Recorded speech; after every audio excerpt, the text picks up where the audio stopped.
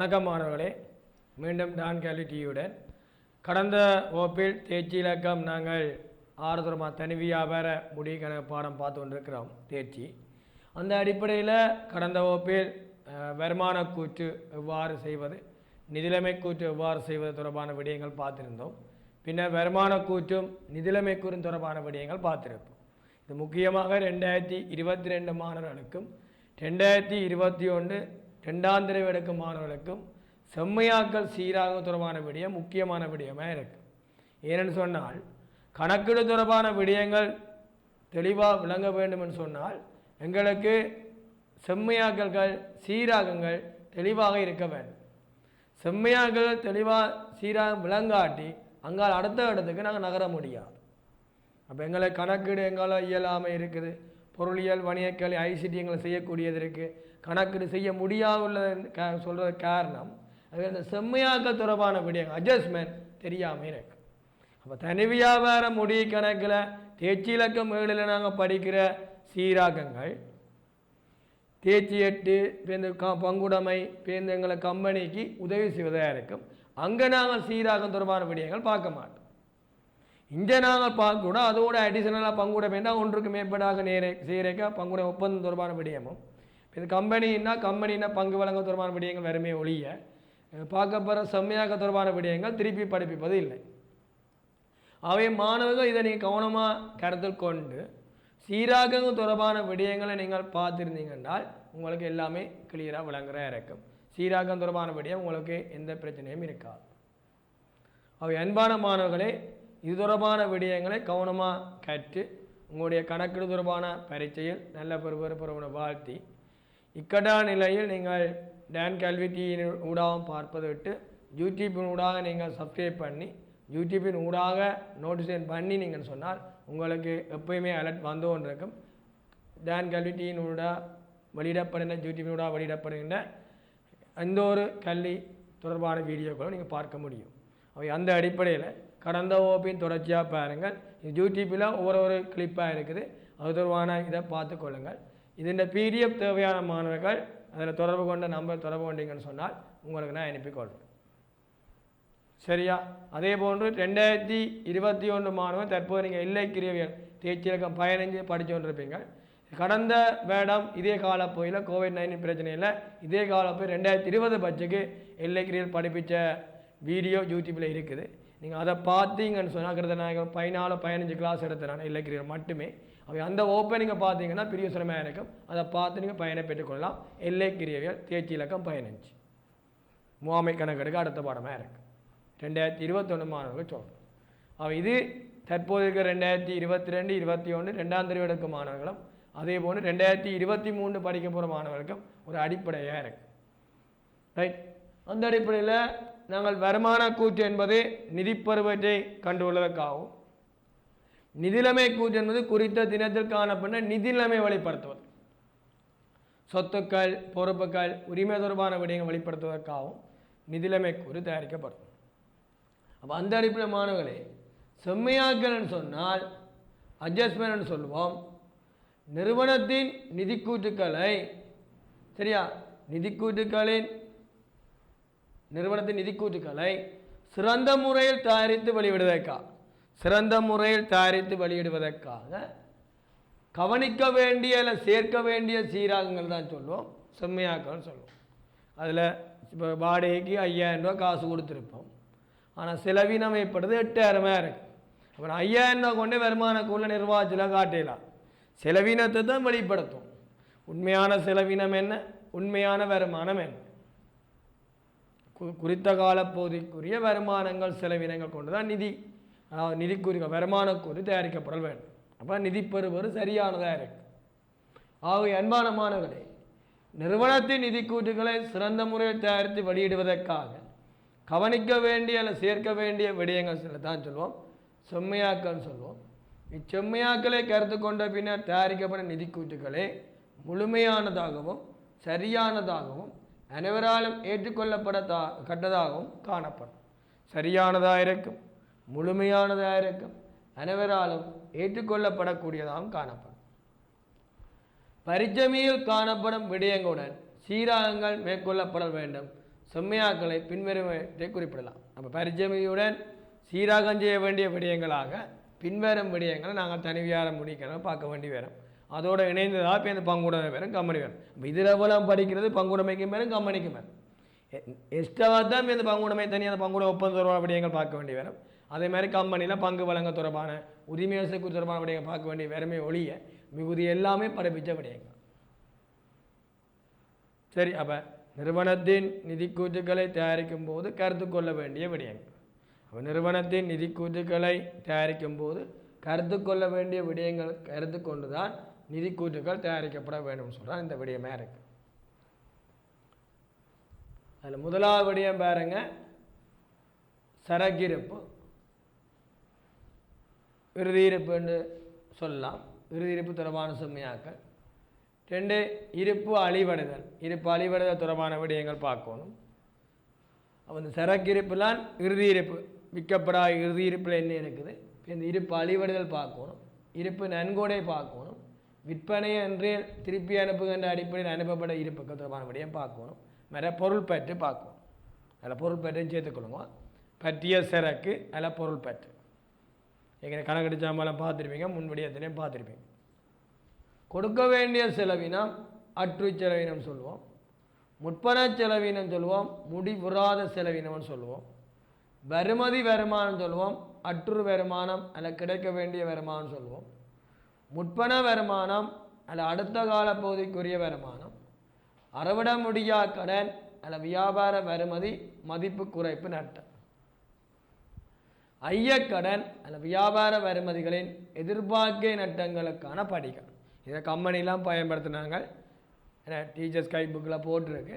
ஆனால் நீங்கள் ஐயக்கடன் ஐயக்கன் ஏற்பாடு அதுக்குரிய மறுபேரான் வியாபார வருமை எதிர்பார்க்கை நட்டங்களின் படிகள். அறவிட முடியா கடனை சொல்வது வியாபார வருமதி மதிப்பு குறைப்பு நட்டம். இதுங்களை கம்பெனி டேர்ம்ஸில் தேவை. தனி வியாபார முடிய கணக்கு நீங்கள் படிக்க பங்குடமை படிக்க நீங்கள் அறவிட முடியா நாயக்கடன் டேர்ம்ஸ் பாவித்தா சரி, அதை பாவிங்க. பெருமான தேவை 2 மாதிரி செய்யலாம். ஒன்று நேர்கோட்டு முறையில் பெருமானத்தை செய்கிறது. 2வது ஒடுங்குபா மீதி முறையில் பெருமானத்தை செய்கிறது. ஒடுங்குபா மீதி முறை ஏஎல் பரீட்சைக்கு வருவதில்லை. ஆனால் படிப்போம். ஆனால் நேர்கோட்டு முறை மட்டும் தான் எக்ஸாம் வரதா இருக்குது. அடுத்த பெருமை சேர்க்கப்பட்ட வரி ஏற்கனவே தேர்ச்சியில் 4 படிச்சிருப்பீங்க. பெருமதி கூட்டப்பட்ட வரி ஏற்கனவே நான் 6 வகுப்பு படிப்பிச்சேன் டான் கல்விட்டியினூடாக. அடுத்தது ஊழியர் சேமலாப நிதியம் ஊழிய நம்பிக்கை நிதியம் தொடர்பான விடயங்கள் பார்க்க வேண்டியது. கிட்டத்தட்ட 10 செம்மையாக்கள் நாங்கள் பார்க்க வேண்டியதாக இருக்குது. சரியா, 10 செம்மையாக்கள் நான் பார்க்க வேண்டிய விடயமாக இருக்குது. சரியா மாணவர்களே, அப்போ நோட் பண்ணிக்கொள்ளுங்க. சரக்கிருப்பு பார்க்கணும். அதில் இறுதி இருப்பு, இருப்பு அழிவடைதல், இருப்பு நன்கொடை, விற்பனை அன்றில் திருப்பி அனுப்புகின்ற அடிப்படை அனுப்பப்பட்ட இருப்புக்கள் வேற பொருள் பற்று. சரி, அடுத்தது கொடுக்க வேண்டிய செலவினம் அல்லது அற்று செலவினம். அடுத்த முற்பண செலவினம் அல்ல முடிவுறா செலவினம். வறுமை வருமானம் அல்லது என்ன அற்று வருமானம். அடுத்தது முற்பண வருமானம் அல்லது அடுத்த கால பகுதிக்குரிய வருமானம். அறவிட முடியா கடன் அல்லது வியாபார வருமதி மதிப்பு குறைப்பு நட்டம். ஐயக்கடன் அல்லது வியாபார வருமதிகளின் எதிர்பார்க்கிய நட்டங்களுக்கான படிகள். அடுத்தது பெருமான தீவு நேர்கோட்டு முறையிலையும் ஒடுங்குபா மீதி முறையிலும் பார்ப்போம். ஆனால் எக்ஸாமுக்கு நேர்கோட்டு முறை தான் பேர், மாறாப்பாக முறையாக. அடுத்தது பெருமையை சேர்க்கப்பட்ட வரி பார்த்துனாங்க. அடுத்த ஊழிய சேமலாப நிதியம், ஊழிய நம்பிக்கை நிதியம். சரியா, அந்த அடிப்படையில் மாணவர்களே முதலாவது செம்மையாக போகிறோம். இறுதி இருப்பு க்ளோசிங் ஸ்டாக்குன்னு சொல்லுவோம், இன்வென்டரின்னு சொல்லுவோம். நிதிக்கால பெயர் கொள்ள செய்யப்பட்ட பொருட்கள் நிதிக்கால பகுதி முடி தினம் வரை இன்னமும் விற்பனை செய்யப்படாமல் காணப்படுமாயின் அதனை இறுதி இருப்பு எனலாம். இப்பொருட்கள் விற்பனை செய்யப்படும் வரைக்கும் நிதிலைமை கூற்றில் நடைமுறை சொத்திங்கள் வெளிக்காட்டப்படும். அப்போ நிதிக்கால பகுதியில் இந்த காலப்பகுதியில் கொள்ள செய்யப்பட்ட பொருட்கள் இந்த காலப்பகுதியின் நிதியாண்டின் இறுதி தினம் வரை, அந்த காலப்பகுதி என்பது ஆண்டை குறித்து நிற்கும். அப்போ நிதிக்கால பகுதி இந்த ஆண்டில் கொள்ள செய்யப்பட்ட பொருட்கள் நிதியாண்டின் முடித்தினம் வரை இன்னமும் விற்பனை செய்யப்படாமல் காணப்படுமாயின் அதனை இறுதி இருப்பு எனலாம்.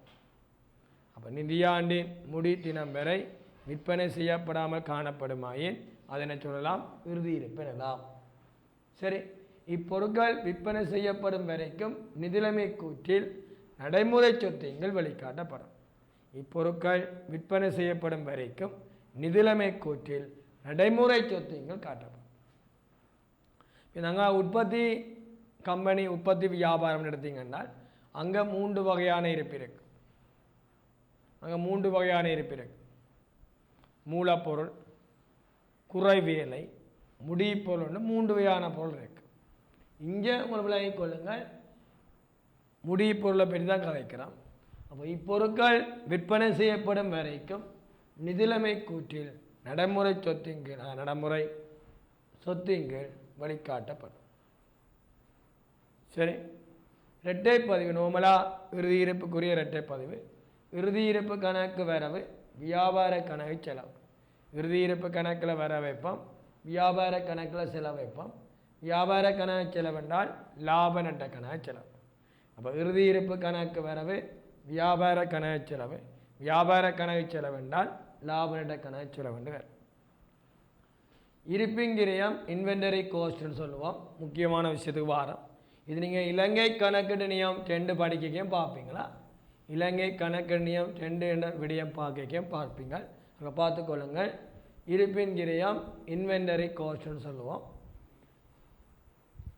தேவையானாக்க குறிப்பெடுத்துக் கொள்ளுங்கள். ஒரு பொருளை வாங்குற தொடர்பாக ஏற்பட்ட கிரியம், அந்த பொருளை மாற்ற தொடர்பாக ஏற்பட்ட கிரியம், மற்றது இருப்புக்களை தற்போதைய நிலைக்கும் இடத்துக்கும் கொண்டு வைக்க ஏற்பட்ட ஏனைய கிரியங்கள் என்பவற்றை கூட்டி பெறப்படுவதை தான் சொல்லுவோம் இருப்பிங்கிரியம். அப்போ இருப்புக்களின் கிரியம் என்பது கொள்ன கிரியம், மாற்றல் கிரியம், இருப்புக்களின் தற்போதைய நிலைக்கும் இடத்துக்கும் கொண்டு வரதுக்கு ஏற்பட்ட ஏனைய கிரியங்களுடன் கூட்டி பெறும் பெருமை தான் இருப்பிங்கிரியம்னு சொல்லுவோம்.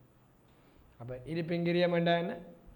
இருப்புக்களின் கொள்ன கிரியம், மாற்றல் கிரியம், இருப்புக்களினை தற்போதைய நிலைக்கும் இடத்துக்கும் கொண்டு வருவதற்கு ஏற்பட்ட ஏனைய கிரியங்களை கூட்டி பெறப்படுவது இருப்பிங்கிரியமாகும். இதில் கொள்னா கிரியம் என்றால் நோட் பண்ணிக்கொள்ளுங்க அன்பான மாணவர்களே. பொருட்களின் கொள்விலையுடன் கொள்ன வரி, ஏற்றிர கண்ணம், சுங்கத்தீர்வை கண்ணம் என்பவற்றை கூட்டி வியாபார கழிவு மானியத்தை கழித்து பெறப்படுவது. அப்போ இருப்புக்களின் கிரியம் என்பது அந்த பொருட்களின் வாங்கின கொள்ன கிரியம் இருக்கு. கொள்ன கிரியம் என்றால் என்ன? பொருட்களின் கொள்விலை, கொள்ன வரி, சுங்கத்தீர்வை, ஏற்றி இறக்க கட்டணம் என்பவற்றை கூட்டி வியாபார கழிவு மானியம் என்பவற்றை கழித்து பெறப்படும். கழித்து பெறப்படுவதான்னு சொல்லுவோம் கொள்னவு கிரியம்னு சொல்லுவோம். மாற்றல் கிரியம்னு சொன்னால் இது எல்கேஎஸ் 2 பார்ப்பீங்க திருப்பியா. ஒரு பொருளை மூலப்பொருளாக இருந்தால் அந்த மூலப்பொருளை முடிப்பொருளாக மாற்றும் வரைக்கும் ஏற்பட கிரியம். அதாவது இப்போ துணி எடுத்தோம் என்றால் துணியிலே இருந்து ஆடையாக மாற்றுவதற்கு ஏற்பட கிரியம். துணியிலே இருந்து ஆடையாக மாற்றுவதற்கு ஏற்பட கிரியம் தான் மாற்ற கிரியம். அப்போ ஓர் நிலையிலிருந்து இன்னுமொரு நிலைக்கு மாற்றுவது தொடர்பாக ஏற்பட கிரியம் தான் சொல்லுவோம் மாற்றல் கிரியம் சொல்லுவோம். இருப்புக்கள் தொடர்பான ஓர் நிலையிலிருந்து இன்னுமொரு நிலைக்கு மாற்றுவது தொடர்பாக ஏற்படுற கிரியம் மாற்றல் கிரியம் ஆகும். அப்போ இருப்புக்கள் தொடர்பான ஓர் நிலையிலிருந்து இன்னுமொரு நிலைக்கு மாற்றுவது தொடர்பாக ஏற்படுற கிரியம் தான் என்ன கிரியம்? மாற்றல் கிரியம்னு சொல்லுவோம். உதாரணம் என்ன செய்யுங்க? மசகு எண்ணெயை சுத்திகரிப்பு செய்து பெட்ரோலா டீசலா மாற்றுவதற்கு ஏற்படும் கிரியம் உருமாற்றுவது. மரப்பலகையிலிருந்து தளபாடம் அலுமாரியா மாற்றுவதற்கு ஏற்பட்ட கிரியம். துணியிலிருந்து ஆடையாக மாற்றுவதற்கு துணியிலிருந்து ஆடையாக மாற்றுவதற்கு ஏற்படுற கிரியம். இதை ஞாபகம் வச்சிங்கன்னா சரி. அப்போ இருப்பிங்கிரியம் சமன் கொள்ன கிரியம் பிளஸ் மாற்றல் கிரியம் பிளஸ் ஏனைய கிரியம் என்றால் இந்த வாடிக்கையாளர் தேவை விருப்பத்துக்கு ஏற்ப அவையண்ட வடிவத்துக்கு ஏற்ப விசேடமாக வடிவமைத்து கொடுக்குற பொதிகட்டும் கிரியம். இப்போ நான் நோமலாக பேக் பண்ணுவேன், வெளிநாட்டுக்கு ஒரு பொதியை அனுப்ப போனால் அதுக்குன்னு விசேடமாக பேக் பண்ணுவோமே. வாடிக்கையாக விருப்பத்துக்கு அமைய அதை அமைச்சு கொடுக்குறேன். சரி, அப்போ இருப்பிங்கிரியம் சமன் கொள்ன கிரியம் பிளஸ் மாற்றல் கிரியம் பிளஸ் ஏனைய கிரியம்னு வேறு. தேறிய தேறக்கூடிய நிகர பெறுமதி அதில் கை கிட்டிய பெறுமானம். அடுத்த முக்கியமான டேர்ம்ஸ் தேறிய தேறக்கூடிய நிகர பெறுமதி அதில் கை கிட்டிய பெறுமானம். என்ன நெட் ரியலைசபிள் வேல்யூன்னு சொல்லுவோம். அதாவது கை கிடையக்கூடிய பெறுமதி. இப்போ நான் 100 விற்கிறேன் பொருளைன்னா 100 எனக்கு கைக்கு வேறுமணி இல்லை, அது விற்று தாரவனுக்கு தரவு கொடுக்க வேண்டி வரும். அப்போ நெட் ரிலீசபிள் வேல்யூன்னு சொன்னால் நெட் ரிலீசபிள் வேல்யூன்னால் எனக்கு கைக்கு வார பெறுமதி. அப்போ நான் ஒரு சூட்டை 100 விற்கிறேன்னு சொன்னால் கையேடு 100 விற்க கிடைக்கின்ற 100 எனக்கு சொந்தமே இல்லை, நம்மளே கொள்ளுங்க, விற்று தாரவனு தரவு கொடுக்க வேண்டி வரும். அப்போ ஒரு சூட்டுக்கு ஒரு கையேட்டுக்கு நான் 5 ரூபா கொடுக்குறேன் என்றால் 100 ரூபாயிலிருந்து அந்த 5 ரூபாய் கழித்து வார 95 ரூபா தான் நம்ம என்னது தேறக்கூடிய பருவம். இந்த 2 விஷயம் முக்கியம். இருப்பிங்கிரியம் என்பது முக்கியம், தேறக்கூடிய நிகரப்பெருமை என்பது முக்கியம். அப்போ இருப்பினை எதிர்காலத்தில் விற்பனை செய்யப்படலாம் என மதிப்பிடப்பட்ட விற்பனை பெருமையில் இருந்து சொன்னனே, விற்பனை விலை 100. அவ்விற்பனை செய்யும் நிலைக்கு மாற்றுவதற்காக ஏற்படும் விற்பனை செலவினம், விநியோக கிரியம், விற்பனை தரகு என்பவற்றினை கழித்து பெறும் பெறுமதி தேறக்கூடிய நிகரப்பெருமைன்னு சொல்லுவோம். அப்போ இருப்பினை எதிர்காலத்தில் விற்பனை செய்யப்படலாம் என மதிப்பிடப்பட்ட விற்பனை பெருமையில் இருந்து விற்பனை செய்யும் நிலைக்கு மாற்றுவதற்காக ஏற்படும் விற்பனை செலவினம், விநியோக கிரியம், விற்பனை தரகு என்பவற்றினை கழித்து பெறப்படும் பெறுமதியே தேறக்கூடிய நிகரப்பெருமைன்னு சொல்லுவோம். தேறக்கூடிய நிகரப்பெருமைன்னு சொல்லுவோம். அது கை கட்டிய பெருமைன்னு சொல்லலாம். நோட் பண்ணிக்கொள்ளும்.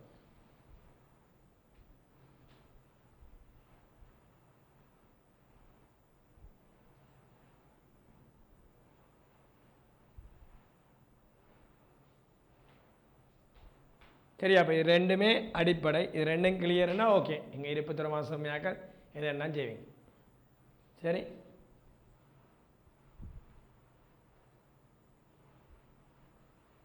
அது தேறக்கூடிய நிகரப்பு எப்படி கணிக்கணுக்கு சரி காட்டி இருக்கு. தேறக்கூடிய நிகரப்பெறுமதி அல்லது தேறக்கூடிய பெறுமதி அல்ல கை கட்டிய பெறுமதி என்றால் எதிர்பார்த்த விற்பனை பெறுமதி. ஒரு பொருளை விற்கிறோம் என்றால் கடையில் பொருள் நிற்கிற கடை பொஸ்ஸுக்கு பொருள் என்ன விலை விற்கணும்னு தெரியும். எனக்கு விலை தெரியாத சொல்லலாம். தான் வாங்கின கோஸ்டல் தான் உற்பத்தி செய்த பொருளோட குறிப்பிட்ட ஒரு மார்ஜின் ஒன்று செய்து தான் பொருளை விற்பேன். அப்போ என்ன விலைக்கு விற்க போகிறோன்னு டிசைட் பண்ணும். சரி, ஆகவே தேறக்கூடிய பெறுமதி சமன் எதிர்பார்த்த விற்பனை பெறுமதி. அப்போ என்ன விலைக்கு விற்க போகிறோம் அந்த எதிர்பார்த்த விற்பனை பெறுமதி கழிக்கோணும் எதிர்பார்த்த விற்பனை செலவினம், எதிர்பார்த்த விநியோக கிரியம், எதிர்பார்த்த விற்பனை தரகு. சரியா மாணவர்களே? எதிர்பார்த்த விற்பனை பெறுமதி, எதிர்பார்த்த விற்பனை செலவினம், எதிர்பார்த்த விநியோக கிரியம், எதிர்பார்த்த விற்பனை தரகு. அப்போ எல்லாமே எதிர்பார்த்தது, ஃபோக்கஸ் பண்ணதா எதிர்காலத்தில் நடக்க போகிறோம் விடைய. அப்போ எதிர்காலத்தில் நடக்க வேண்டிய எதிர்பார்த்த விற்பனை செலவு, எதிர்பார்த்த விநியோக கிரியம், எதிர்பார்த்த விற்பனை தரகு. பொதுவாக நாங்கள் எதிர்பார்த்த விற்பனை விநியோக செலவினம்னு சொல்லலாம். அதாவது விற்கிற தொடர்பாக ஏற்படுற செலவினம் என்பவற்றை கழித்து பெறப்படுவதான் தேறக்கூடிய பெருமைன்னு சொல்லுவோம். இலங்கை கணக்கு நியம் 2 கமைய இருப்பிங்கிரியம் தேறக்கூடிய பெறுமதி 2லும் எந்த பெறுமதி குறைவானதோ அப்பெருமையின் அடிப்படையில் இருப்பானது பெருமையிடப்படும். அப்போ இருப்பின் கிரியம் தேறக்கூடிய நிகரப்பெருமை 2லும் எந்த பெறுமதி எப்பெருமதி குறைவானதோ அந்த பெருமை அடிப்படையிலான் இருப்பானது பெருமையிடப்படும் சொல்லியிருக்கு. இது எந்த எண்ணக்கரு என்றால் முன்னெச்சரிக்கை எண்ணக்கரு, பாதுகாப்பு எண்ணக்கரு. இது நீங்கள் எண்ணக்கரு தொடர்பான விடயமும் நான் 5-6 வகுப்பு படிப்பிச்சு நினைக்கிறேன். அந்த 5-6 யூடியூப்பில் இருக்கும் லிங்க் நீங்கள் பார்த்துக்கொள்ளுங்கள். நீங்கள் டேன் கல்வி முழு லிங்கும் தேவை என்றால் நீங்கள் டேன் கல்வி பிவிஐ தொடர்பு கொண்டீங்கன்னா முழு லிங்குமே அனுப்பிவிடுவேன். ஆகவே தயவுசெய்து நீங்கள் முழு பாடமும் செய்திருக்கிறேன், பாட ரீதியாக முழு பாடம் செய்திருக்கிறேன். நீங்கள் அதை பார்த்து பயனை பெற்றுக்கொள்ளலாம். சரி, அப்போ இலங்கை கணக்கின் 2 கமைய இருப்பிங்கிரியம் தேறக்கூடிய நிகர பெறுமதி என்னென்னு தெரியும், 2ம் என்னென்னு தெரியும். 2 பெருமையிலே எந்த பெருமை குறைவாக இருக்குதோ அந்த பெருமையை இருப்பாக எடுக்கிறதால் இங்கே தேரக்கூடிய நிகரப்பெருமை குறைவிஞ்சால் அதை இருப்பாக எடுப்போம்.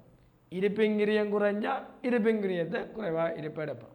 டபுள்னு இப்போ பார்ப்போம் சீராக்கம் செய்யும் முறை. அப்போ இது கேட்பான், இது எக்ஸாம் அடிக்கடி கேட்குறவன் இருப்பின்ற கிரியம் தேரக்கூடிய நிகரப்பெருமை ரெண்டிலும் எந்த பெருமதி குறைவானதோ அதை இருப்பாக எடுப்பது எந்த எண்ணக்கரை? முன்னெச்சரிக்கை பாதுகாப்பு எண்ணக்கரைன்னு சொல்லுவோம். டபுள்ஏ நோட் பண்ணிக்கொள்ளுங்க. டபுள்ஏ நோட் பண்ணிக்கொள்ளுங்க. இரட்டைப்பதி முக்கியம்.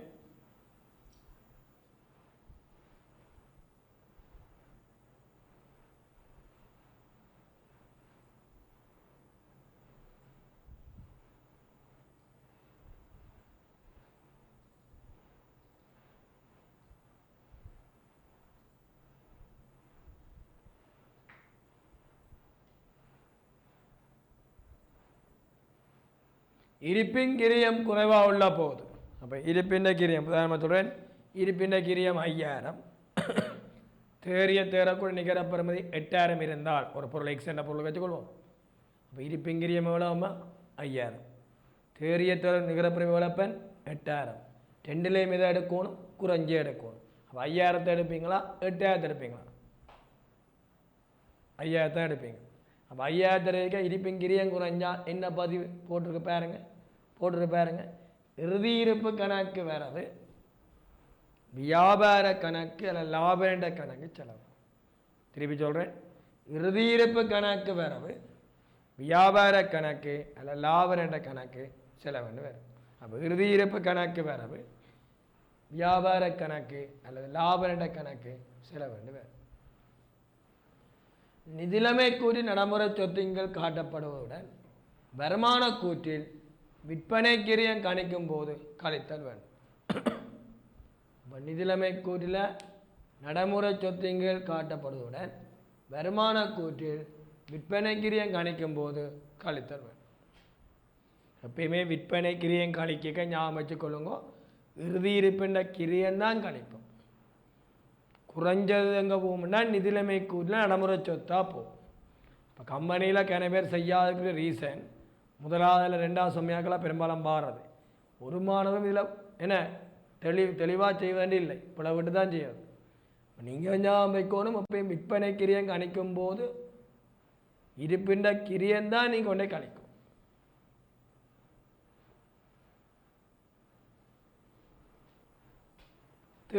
தேரக்கூடிய நிகரப்பெருமை குறைவாக உள்ள போது முதலாவது என்ன விஷயம் சொன்னால், கிரியம் 5000 இருக்குது, தேரக்கூடிய நிகரப்பெருமை 8000 இருக்குது. விதி சொல்லுது குறைஞ்சது எடுக்குவோம்னு. அப்போ இந்த 5000 தான் கொண்டே நிதிலைமைக்குள்ள நடமா சொத்து 5000 காட்டுவோம். இறுதி இருப்புன்னு விற்பனை கிரியம் காணிக்க 5000 கழிப்போம்.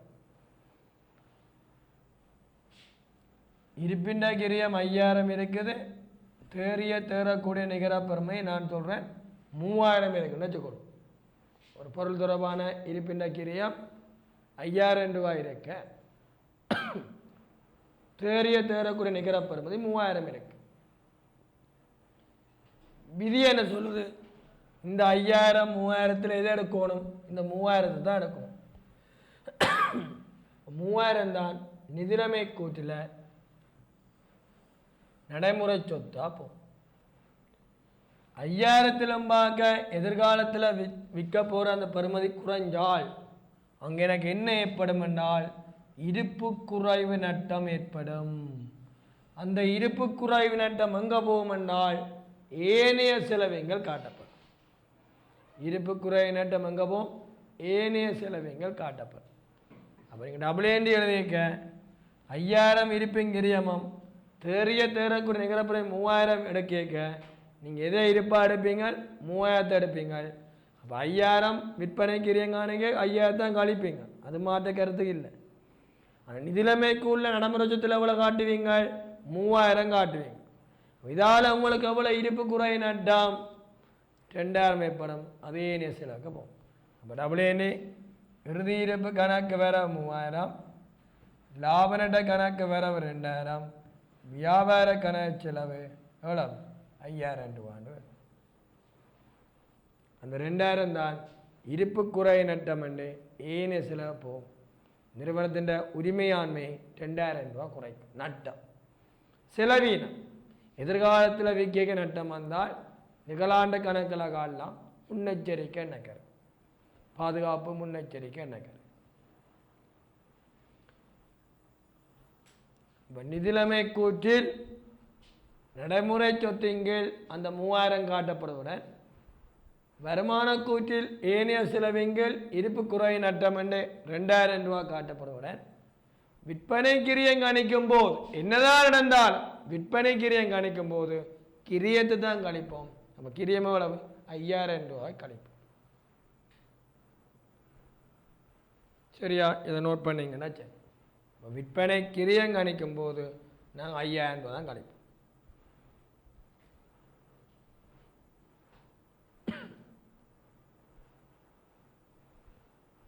ரெண்டு விஷயம் விளங்கினா பயிற்சியை போகலாம். இருப்பின் கிரியம் குறைவாக உள்ள போது இறுதி இருப்பு கணக்கு வரவு வியாபார கணக்கு செலவு கணக்கில் நான் சொன்னால் இருப்பின் கிரியம் 5000 தேறக்கூட நிகரப்பெருமை 8000 இருக்கேக்க நீங்கள் 5000 எடுப்பீங்க. இறுதி இருப்பு கணக்கு வேறு 5000, வியாபார கணக்கு செலவு 5000.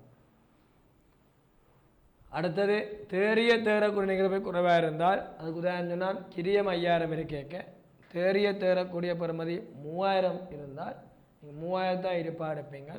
அப்போ இறுதி இருப்பு கணக்கு வேற 3000, இருப்பு குறைவு நட்ட கணக்கு வேற 2000, வியாபார கணக்கு செலவு 5000 ரூபான்னு.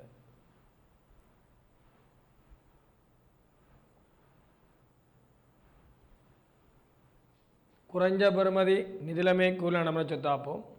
என்னதான் நடந்தாலும் விற்பனை கிரியம் கணிக்கும் போது கிரியம் தான் கழிக்கணும். ஞாபகம், கிரியம் தான் கழிக்கணும். இருப்பு குறை நட்டம் ஏனைய செலவாக போகும்.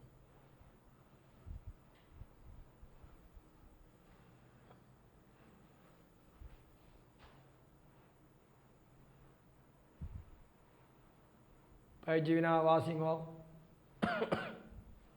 வாசி போட்டு செய்யுங்கோ. குறிப்பெடுத்து போட்டால் செய்யுங்கவா, குறிப்பெடுத்து போட்டால் செய்யும்.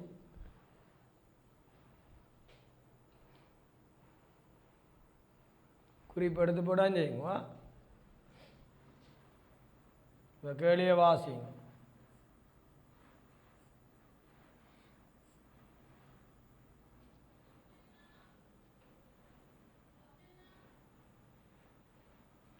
அமாஸ் வணிகத்தின்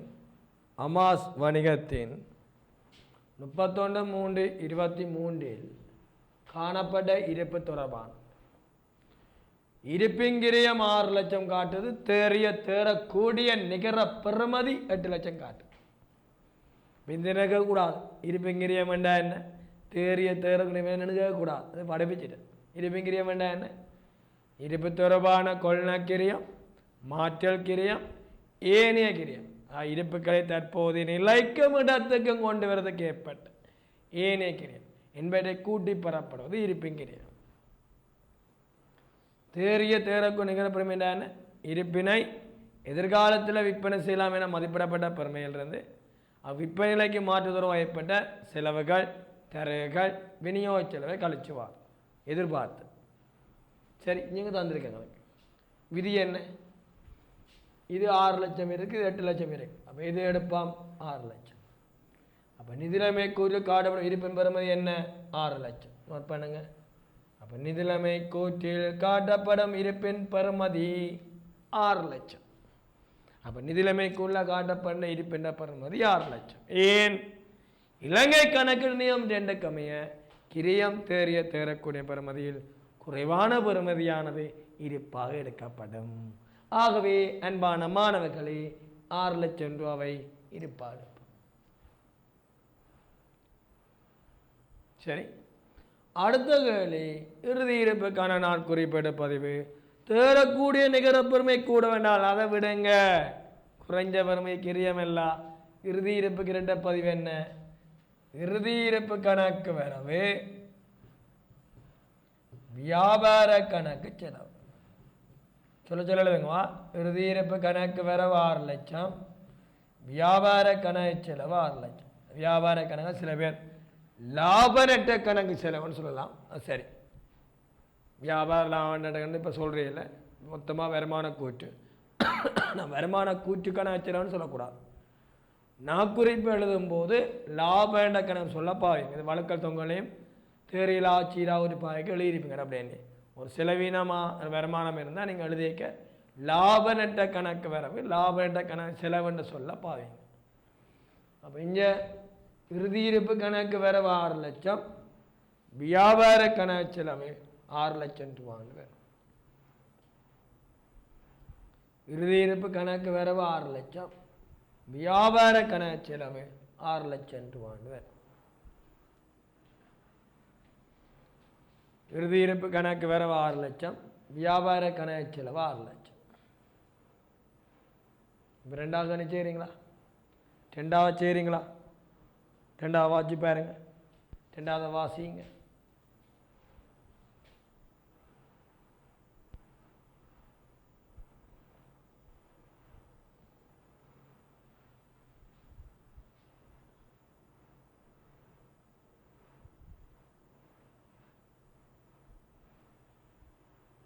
சாந்தினி வணிகத்தின் 31/3/23 இருப்புக்கு தொடர்பானவை. இருப்பின் கிரியம் 8 லட்சம் இருக்கு. அது என்ன 8 லட்சம் வரும்? கொள்ன கிரியம், மாற்றல் கிரியம், ஏனைய கிரியம் மூண்டையும் கூட்டி வரும். தேறிய தேரக்கூடிய நிகர பெறுமதி 750,000 இருக்கு. அப்போ இருப்பின் கிரியம் 8 லட்சம், தேறிய தேரக்கூடிய நிகர பெறுமதி 750,000 இருக்கு. வேண்டப்படுவது நிதி நிலைமை கூறில் பதியப்படும் இருப்பின் பெறுமதி என்ன? நிதி நிலைமை கூறில் காட்டுகின்ற இருப்பின் பெறுமதி என்ன? இறுதி இருப்பின் நாட்குறிப்பேட்டு பதிவு என்ன? இறுதி இருப்புக்கான நாட்குறிப்பேட்டு பதிவு என்ன? உங்களுக்கு தெரியணும். இருப்பின் கிரியம் 8 லட்சம் இருக்கு, தேறிய தேரக்கூடிய பெறுமதி 750,000 இருக்கு. விதி என்ன சொல்லுது? 2லேயும் குறைஞ்சதை நீங்க இருப்பா இருக்கும். அப்ப எதை இருப்பா இருப்பீங்க? 750,000. அப்ப நிதிலைமை கூறில் பதியப்படும் இருப்பின் பெறுமதி 7,50,000. நிதிலைமை கூறில் காட்டப்படும் இருப்பின் பெறுமதி 750,000. அப்போ 750,000 நிதிலைமைக்குள்ள இருப்பா காட்டுறேன்னால் எதிர்காலத்தில் எனக்கு குறைச்சி விற்க போறேன். அவ எதிர்காலத்தில் குறைச்சி விற்கிற நட்டம் இருப்பு குறைவு நட்டம் 50,000. இருப்பு குறைவு நட்டம் 50,000. சரி, ஆகவே இரட்டை பதிவு இறுதி இருப்பு கணக்கு வரும் 750,000. இருப்பு குறை நட்ட கணக்கு வரவை லாப நட்ட கணக்கு வரவுன்னு சொல்லலாம் 50,000. மொத்தம் வியாபார கணக்கு செலவு 8 லட்சம்.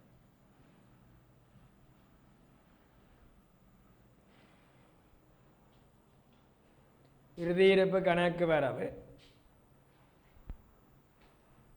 750,000. லாப நட்ட கணக்கு வரவை இருப்பு குறைவு நட்டத்தை லாப நட்டன்னு சொல்கிறேன். கொண்டு ஏனைய செலவை காட்டுவோம், மாதிரியில் பார்த்து நாங்கள். அப்போ இருப்பு குறைவு நட்ட கணக்கு வரவு 50,000. வியாபார கணக்கு செலவு 8 லட்சம் ரூபாய், 800,000 ரூபாய். இனி வாட்சி பாருங்க, கேள்வி விளங்குதான்னு பாருங்க.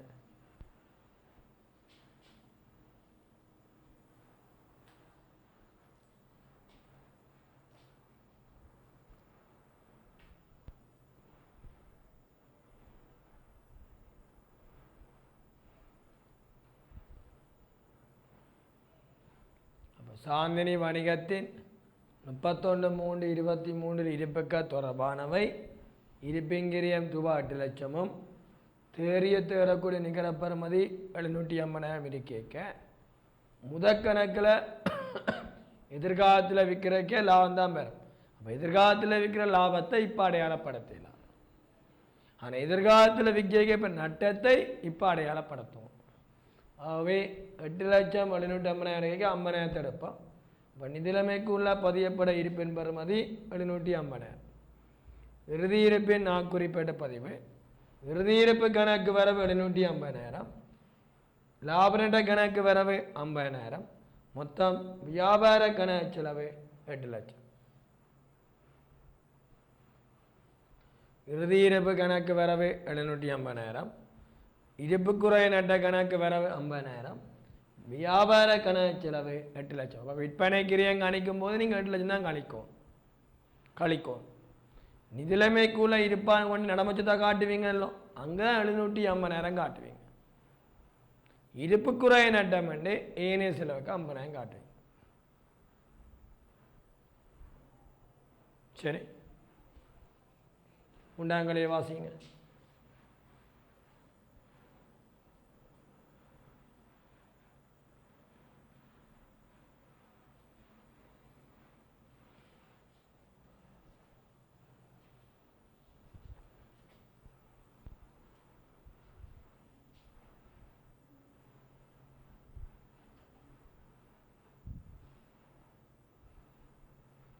சரியான செம்மையாக்கள் கிளியராக விளங்க வேணும். சுலவாச்சு இப்போ நீங்கள் யூடியூபூடாக பார்த்து படித்தாலும் சரி, நீங்கள் டான் கல்வி டிவினூடாக பார்த்து படித்தாலும் சரி, உங்களை சுலவாக தான் போய்க்கொண்டிருக்கு. ஏன்னா நீங்கள் நான் ஸ்பீடாக எல்லோரும் சொல்கிற மாதிரி காய்ச்சல் போனோம்னா நீங்கள் செய்து பார்க்க டைம் பெறா. இப்போ கணக்கீட்டு பாடத்துக்கும் கணித பாடத்துக்கும் டைம் வேணும், செய்து பார்ப்பீங்க. சில பிள்ளைகள் அந்த 1 hour 40 நிமிஷம் 50 நிமிஷம் இருந்து படித்தோன்றிருக்கு. அப்போ அதுக்கு ஸ்பீடாக நாங்கள் செய்யலாம். இப்போ நீங்கள் பார்த்து இப்போ கணக்கு நோட் பண்ணி செய்கிறது கொஞ்சம் டைம் விடும். அப்போ லக்ஸி வணிகத்தின் 31/3/2023 காணப்படும் இருப்புக்க தொடர்பானது. இருப்பிங்கிரியம் 7 லட்சம், எதிர்பார்த்த விற்பனை பெறுமை 760,000, எதிர்பார்த்த விற்பனை செலவு 80,000. அப்போ இங்கே நேரடியாக தேரக்கூடிய பெறுமதி தரையில், தேரக்கூடிய பெறுமதி தரையில். இப்போ செம்மையாக்கள் ஒவ்வொன்றா விளங்கப்படுத்தலாம், ஆனால் எல்லாத்தையும் செய்து காட்டலாம். நீங்களாம் செய்து பார்க்கணும். இப்போ நான் வருமானக்கும் நிதி வச்சுக்க செம்மையாக இப்படி விளங்கப்படுது, இப்படி செய்யுங்க, இப்படி கொண்டே போடுங்க, இப்படி செய்வேன். இப்போ நானே வகுப்பில் கோடிச்சு 1.5 பக்கத்துக்கு வருமா கூட்டடிங்க, 1 பக்கத்துக்கு நிதிலைமை கூட்டடிங்க, நானே மாதிரி படிவம் பிரித்து எல்லாம் செய்ய இந்த வகுப்பில் அப்படி செய்யலாம். இங்கே நான் உங்களை ஐடியா சொல்லலாம், நீங்கள் இப்படி எப்படி செய்யுங்க, இங்கே கொண்டே போடுங்க, சொத்தை எப்படி பதியுங்க, சொத்தை எப்படி கூட்டுங்க, செம்மையாக்களை வருமானத்தில் கொண்டு எப்படி போடுங்க, நிர்வாகத்தில் காட்டுங்க, இப்படி சொல்லுவேன். நீங்களாம் செய்வோம், செய்தால் தான் உங்களுக்கு செம்மையாக்கத்தோட முழு விடியும் கிளியராக இருக்கு. சரி, பர்சனல் கிளாஸ்ன்னு ஞாபகம் வச்சுங்க. சரி, நான் ஒரு பர்சனல் கிளாஸுக்கு இருந்து படிக்கிறேன் என்ற ஒரு எண்ணம் உங்களுக்கு இருக்கும். சரியா? லக்ஸி வணிகத்தின் 31/3/23 காணப்படும் இருப்புக்க தொடர்பானவை. இருப்பிங்கிரியம் 7 லட்சம், எதிர்பார்த்த விற்பனை பெறுமதி 760,000, எதிர்பார்த்த விற்பனை செலவு 80,000. வேண்டப்படும் முதலாவது தேரக்கூடிய நிகர பெறுமதி 31/3/23 நிதிலைமைக்குறு காட்டப்படும் இருப்பின் பெறுமதி. மூன்றாவது இறுதி இருப்புக்கான நாட்குறிப்பேட்ட பதிவு, இறுதி இருப்புக்கான நாட்குறிப்பேட்ட பதிவு. இப்போ நீங்கள் என்ன செய்ய போகிறீங்க?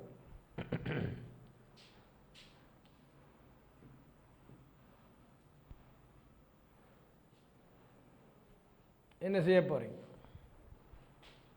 அன்பான மாணவர்களே, இருப்பின் கிரியம் 7 லட்சம் இருக்கு, அது உங்களுக்கு எந்த பிரச்சனையுமே இல்லை.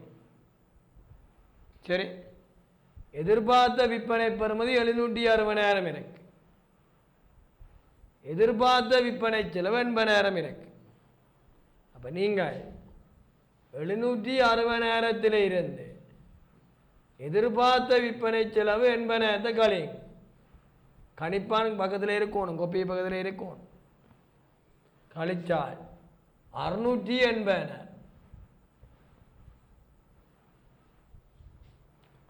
அவன் இருப்பிங்கிரியம் 7 லட்சம், தேரக்கூடிய நிகர பெறுமதி 680,000. இது எடுத்தது யாருக்கா டவுட்னா கேளுங்க. என்ன எடுத்தினான்? எதிர்பார்த்த விற்பனை பெறுமதியில் இருந்து எதிர்பார்த்த விற்பனை செலவை கழித்து. அப்ப 760,000 80,000 கழிச்சோம் என்றால் 680. நான் கழிக்கிறது நான் தவற விடலாம், நீ கவனிச்சுக்கொள்ளும். செய்த விட இல்லை தானே, நான் தான் கழிச்சு போடுறேன். ஆகவே 680. ரெண்டாம் கேள்வி 31. அப்போ உங்களுக்கு தெரியணும் இருப்பின்ற கிரியம் 7 லட்சம் இருக்குது. தேறக்கூடிய நிகர பெறுமதி 680,000 இப்போ கணிச்சனா. விதி என்ன சொல்லுது?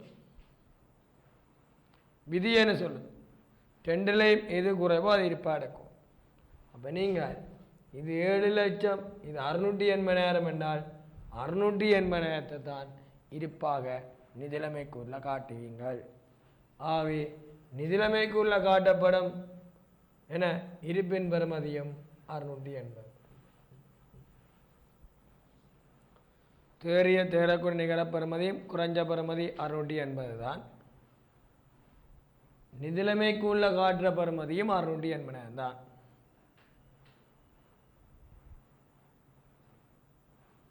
சரி, இனி இறுதி இருப்புக்கான நாட்குறிப்பேட்டு பதிவு.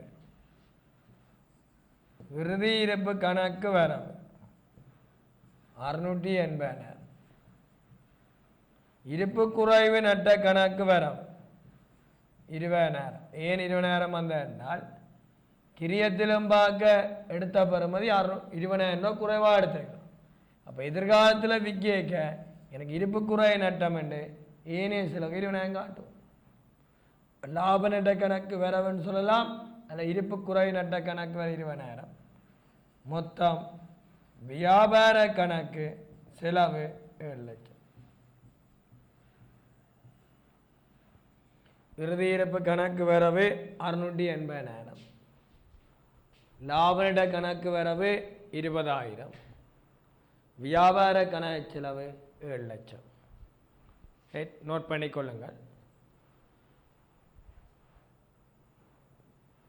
அவை அன்பான மாணவர்களை, இன்றைய நாளைக்கு 5வது வகுப்பு நினைக்கிறேன் தனிவியார முடி கணக்கில் ஒவ்வொன்றா செம்மையாக்களை உடைச்சு ஒவ்வொன்று விடையும் பார்த்து கொண்டு இருக்கிறோம். இதன் அடுத்து வரும் செம்மையாக்கள் தொடர்ச்சியாக வரும். காத்திருங்கள், பார்த்திருங்கள். அதுவரைக்கும் விடைபெற்றுக் கொள்ளுங்கள். உங்கள் அன்பின் ஆசிரியர் கணக்கிட ஆசிரியர் பாளையன். நன்றி, வணக்கம்.